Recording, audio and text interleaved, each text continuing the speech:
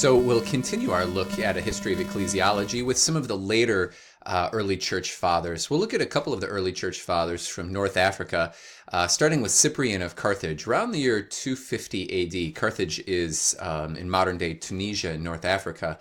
He's the bishop of Carthage in a time of persecution, the Decian persecution.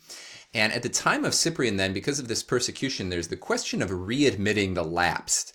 That is, if one of the Christians during the time of persecution denied the faith, now at the end of persecution, are they allowed to return to the Christian church?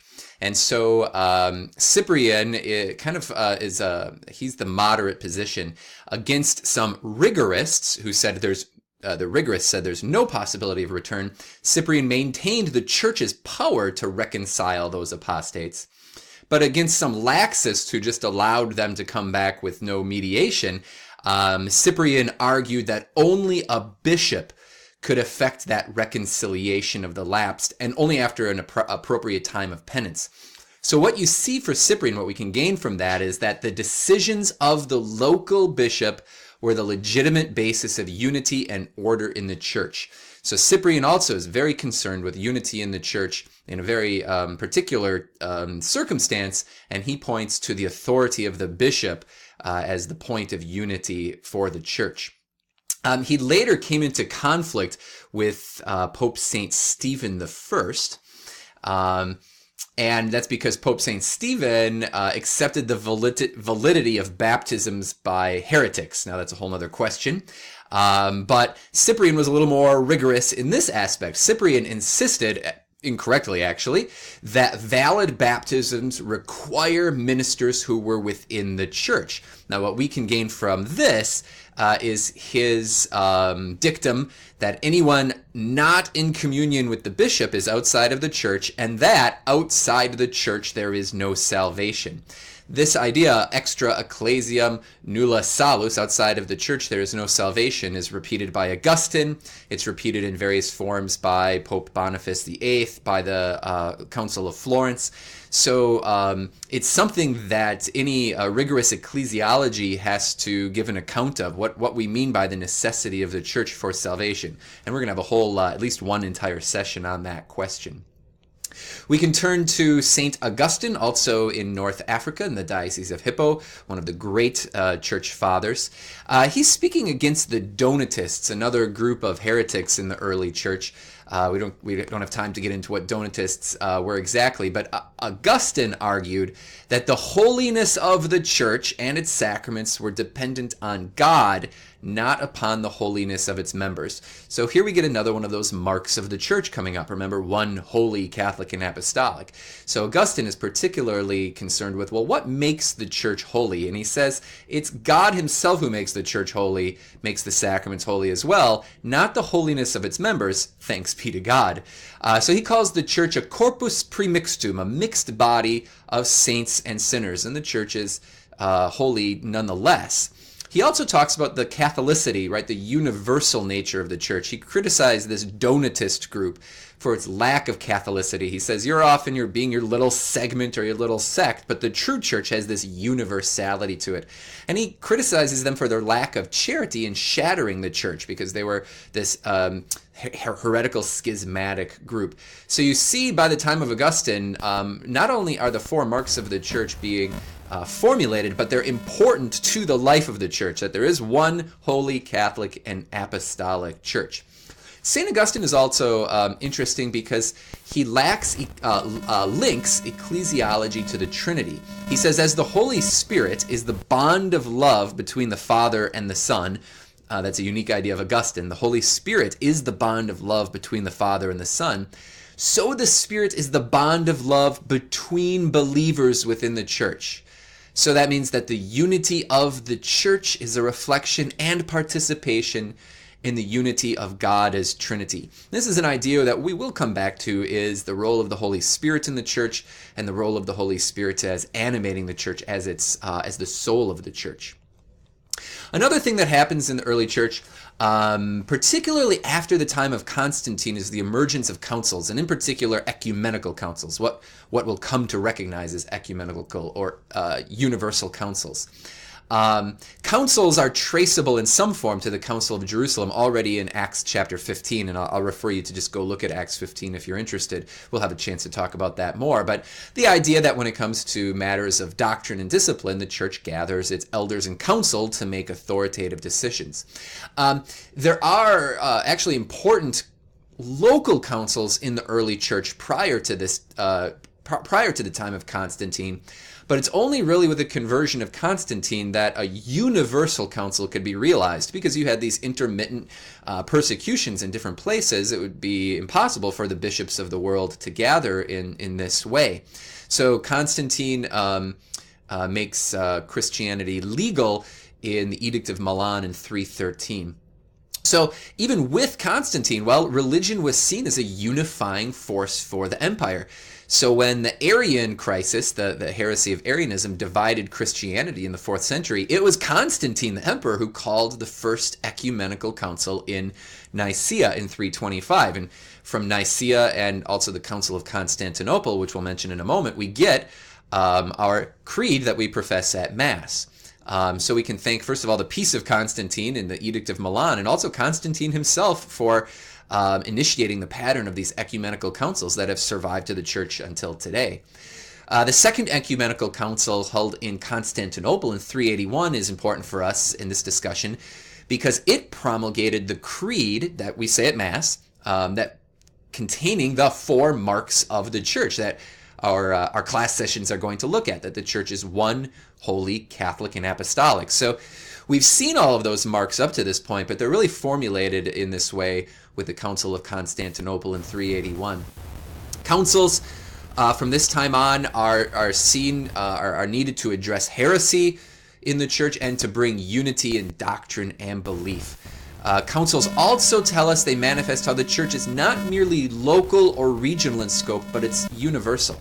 It's not enough for this church excuse me, it's not enough for, say, the church in Milwaukee to teach one thing, but the church in Green Bay to teach another. No, the church has a universal nature, and therefore its teaching is also universal, and councils are an organ of how that operates. We can take a step and look at the development of the papacy up to Pope Gregory the Great. Now, we saw how Clement already in the 1st century is an early example of the Church of Rome stepping in to guide another church. Apparently, even in that 1st century, the Church of Rome saw that it had some sort of jurisdiction to be able to tell Corinth what they should do. A little bit later, we saw that Irenaeus, in about 190, speaks of the necessity of all churches agreeing with the Church of Rome. So this, and there's other early evidence that Rome enjoyed some sort of preeminence, particularly because it was the place of the martyrdom of the great apostles Peter and Paul. And this notion of the preeminence and priority of Rome begins to grow. The earliest known claim that Matthew 16, verses 18 through 19, references the character of the papacy isn't found, at least in anything surviving, until Pope Stephen I in the middle of the 3rd century. Now, Matthew 16, again, we're going to look at more, but Matthew 16, if you look it up, is Jesus giving Peter the keys to the kingdom of heaven. And so it wasn't until, as far as records go, the middle of the 3rd century that we have an explicit claim that refers to the primacy of the papacy. So you see this kind of trajectory taking place, that already in the earliest times we have Rome having some sort of jurisdiction, although it's not spelled out that there's a necessity of agreeing with Rome, to now a little bit later an actual claim that scripturally Christ gave Peter this preeminence, this priority. By the 4th and 5th centuries, Rome was consistently orthodox in its teaching, and in a way no other great see or no other great church could claim. So this was simply a matter of fact that one could look around the church in the 4th and 5th centuries and say this church or that church or that church, local churches had fallen into heresy, but Rome had not. So it was kind of taken after the fact that there also must be something unique about the See of Rome to provide this clear, consistent orthodoxy throughout the centuries. To this was added the importance of the papacy to fill the void left by the removal of the imperial capital from Rome to Constantinople in 330.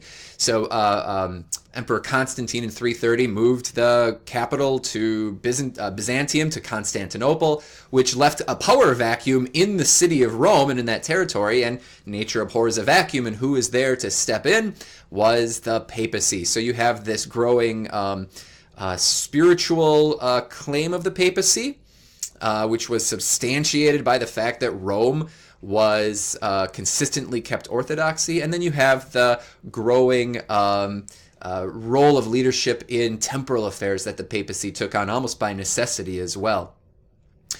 There was an elaboration of papal primacy in the next generations, the next centuries, from Damasus to Leo in the 4th and 5th centuries.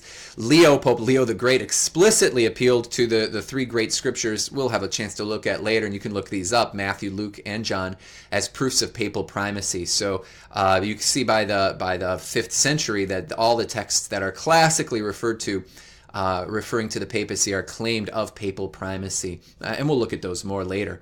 Pope Leo taught that as successor of Peter, the Pope had plenitudo, should practice this, potestatis, right? That is, in English at least, fullness of power over the entire church. So Leo is claiming more and more for the papacy as time goes on. For Leo, it's Peter who acts and speaks through the Pope. And you see this at actually in an ecumenical council. The importance of the Pope can be seen from the importance of the tome is the name of the document, the tome of Leo at the Council of Chalcedon. That's the 4th ecumenical council in 451, which spoke of the incarnation of Christ being one person who has a divine nature and a human nature. Well, amidst all of the debates, Leo's tome, his document, was read, and it was acclaimed at the Council of Chalcedon that the voice of Peter has spoken through Leo. Right, so the claims of the papacy are also bolstered by the universal church in these times of great strife and clarification of doctrine. Pope St. Gregory the Great furthered this in the 6th century into the 7th, furthered the claims of the papacy, but also he acted with great heroism at the same time, which bolstered the papacy. When Rome was in peril, Gregory took charge of civil and military administration and saved the city eventually from collapse. So this laid the ground for a new social and political order in the West that was centered on the papacy. And that's going to go further as what we find is the establishment of what becomes known as Western Christendom. This takes form in a few ways through what's known as the donation of Pepin, where the leader of the Franks in 754 has some dealings with Pope Stephen, and this gift of Pepin the Frank in 754, he gives basically all of central Italy to the Pope. So 754, this donation of Pepin marks the beginning of the papal states. Right now, the Pope is akin to a secular monarch. He rules most of central Italy, what we recognize today as central Italy. So you see now the Pope and the papacy is taking on a secular monarch role, which is completely foreign to what we understand today, but dominated for centuries. Pope Leo III in the year 800 crowns Charlemagne as king of the Holy Roman Empire, and this symbolized the union of the religious and political orders in Europe and the formation of what we recognize as Western Christendom. So the Pope becomes a secular ruler as well. We can point in this video lastly to the Gregorian reform of Pope Gregory VII in the 11th century. It's inspired in part by monastic revival, but it also sought to secure ecclesiastical independence from the state. So they gathered all the statements regarding papal primacy so as to have an airtight case against the state, that the papacy actually had primacy over the state, even in secular matters. So there's an emphasis on juridical notions, and we'll watch this. What does the model of the church that we understand look like? It becomes more and more juridical, so that the government of the Catholic Church now becomes more centralized and more bureaucratic at this point in time. The powers of priests are rooted more in juridical authority at this time than the grace of ordination. And you find, lastly, we can mention the decretals of Gratian are codified by Pope Gregory the ninth in the 12th century, stressing that the church is a juridical, visible, hierarchical society, and that's how the church is understood at this point in history.